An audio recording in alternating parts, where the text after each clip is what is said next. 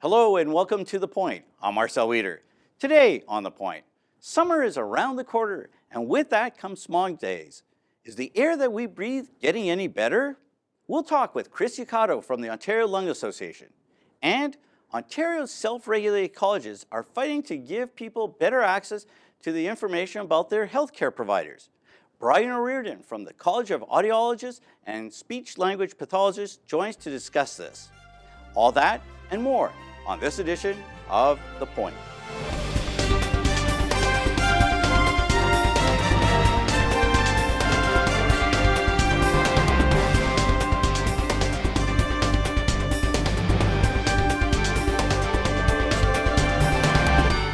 You can feel it in the air. Ontario's air quality is improving. In 2012, Toronto issued 16 smog alerts where people were warned to stay indoors due to poor air quality. Remarkably, 2 years later, that number was down to 0. Some people credit the Ontario Lung Association for this rapid improvement. More than 100 years old, the association originally started out to fight the worldwide epidemic of tuberculosis. Since then, its efforts have focused on things like asthma, smoking-related diseases such as COPD, and air quality. For more, I'm joined by Chris Yakato, Director of Government Relations at the Ontario Lung Association. Chris, thanks for joining us today. Your organization, the Ontario Lung Association, has been in the forefront in helping to get rid of Ontario's coal-fired electricity generating plants. Yep. And now that they've all closed down, how has that helped Ontario and, in fact, in Toronto, the air quality? Well, it's done wonders. We do applaud the government's initiative on this. We were at a press conference with the Premier and the Minister of Environment and Climate Change to join in the good news that Ontario is becoming coal-free or is coal-free. It's great for air quality. There are 2.4 million Ontarians dealing with lung health issues, from asthma to COPD to a number of issues that can impact your lungs and the way we breathe. So lower smog days where kids can get out and play free from dirty air is all been part of the Ontario Lung Association's mandate since its inception about 110 years ago, actually. We'll be coming up on that anniversary, in fact. So we're on the way to dealing with clean air. The government has recently done their announcement on carbon pricing. The Lung Association took part in that announcement and are pleased that these initiatives are being discussed in an open forum. And the more we press these matters forward or bring these matters forward, the cleaner the air. And it's really having a strong and very positive impact on all people's health, not only in Toronto, but across the province and hopefully across the country. And your organization has also been involved in pressing the government for legislation on secondhand smoke. Most recently, a couple of years ago, they passed legislation on smoking in cars where children are present. And how's that helped? Secondhand smoke was a leading cause of lung cancer and amongst other issues. So this is a great step. So, it was smoking in cars. Now it's patios, public places. The government is moving forward. This is all in a step to make Ontario smoke-free. Within reason. I mean, we know people want to smoke, and if you're an adult and you have that choice, great. The government has also introduced Bill 45, regulate e-cigarettes. Very controversial topic. But So let's talk about that. Sure. These e-cigarettes or vaping or vapor cigarettes are electronic, but they contain a cartridge in it that simulates the smoke. It does. And one of the products is like propylene. It's like used in asthma inhalers. Very safe, generally used, but not when you're puffing on it 3, 10, 20 times a day. It's not proven yet to be used as a smoking cessation tool. The Lung Association doesn't oppose anyone using them, doesn't oppose anyone generally buying them, as long as you're now not a youngster, you're not 18 younger or 19 younger. Modest regulations, can't smoke them in cars and on patios and things like that. The thoughts are that it could lead to normalization of tobacco. We've taken great pains to move Ontario to a smoke-free environment, and we continue those efforts. And lung disease, and especially cancer, lung cancer, is seen as the third leading cause of death among Canadians. So what efforts is the Ontario Lung Association doing to try and reduce that number? That's great. And one initiative, particular about lung cancer, is radon. A lot of people aren't familiar with radon. It's a breakdown of uranium in building materials or more rock and so forth, and it leaks. It's a gasless, odorless gas that comes from underground in your house. The safe level, I think, with Health Canada standards, is 200 becquerel. And the Lung Association is concerned with radon because that is actually the second leading cause of lung cancer in the country.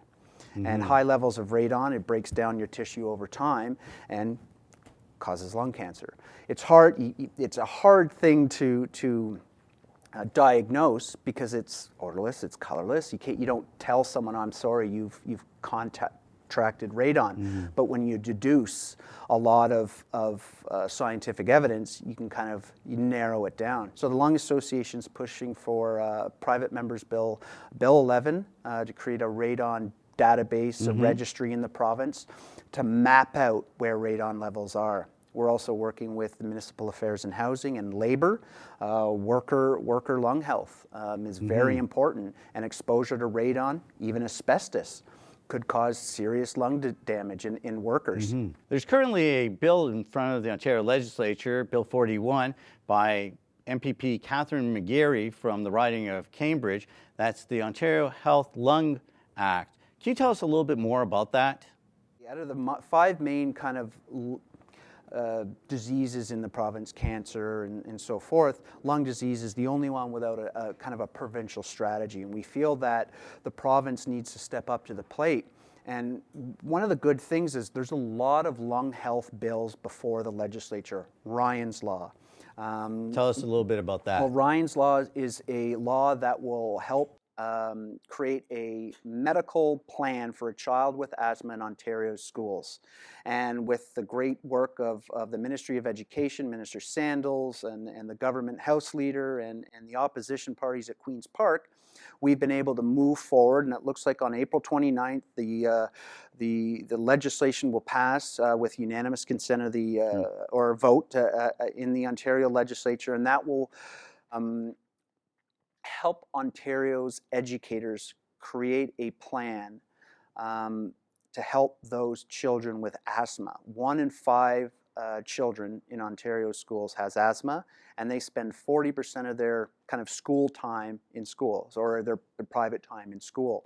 So it's important we address these. So the Lung Association, with MPP Catherine McGarry, the great MPP from Cambridge, she joined us in our fight for a lung health action plan, would coordinate lung health activities, coordinate and create an advisory council so we can work with the Minister of Health and Long-Term Care to devise an Ontario Lung Health Action Plan that would deal and help people with lung health issues. We would advise the minister on those goals, and through that process, it could be investments, it could be something simple as adjusting regulations on a simple matter, it could be moving forward with Bill 45 and dealing with smoking in public places. So this plan is a coordinated approach. Bill 45 addresses that. Now, the Finance Minister delivered his budget just a few days ago, and your organization was actually critical of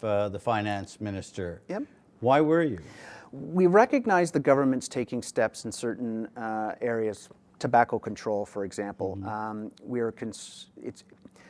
Contraband is one thing, but in what has to complement that, and we feel, is if you raise taxes we know that when you raise the price of tobacco products, and we know that more and more people start thinking, why am I smoking? It's costing me $10, $12, $15 a pack of cigarettes.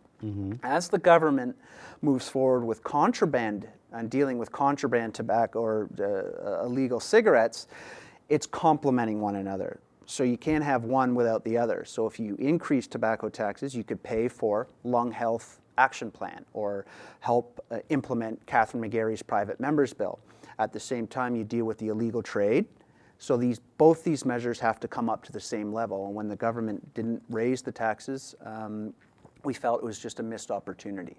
And what is lung health issues costing the healthcare system each year? Do you have any idea where? Good question. The report we did in 2011 and called Your Lungs, Your Life, it was reported that by 2030, you're looking at about anywhere from $100 to $200 billion in indirect and direct healthcare costs with respect to lung disease. I mean, as someone taking time off work because they have to get their lungs checked from their doctor, repeat hospital visits. A number of people with COPD are known to have to visit the hospital on more and more occasions. That all impacts the bottom dollar. So if we don't deal with lung health today, the budget for healthcare in this province would just keep inching forward and inching forward. So a plan like Bill 41, Lung Health Act, would help deal with those and scale back those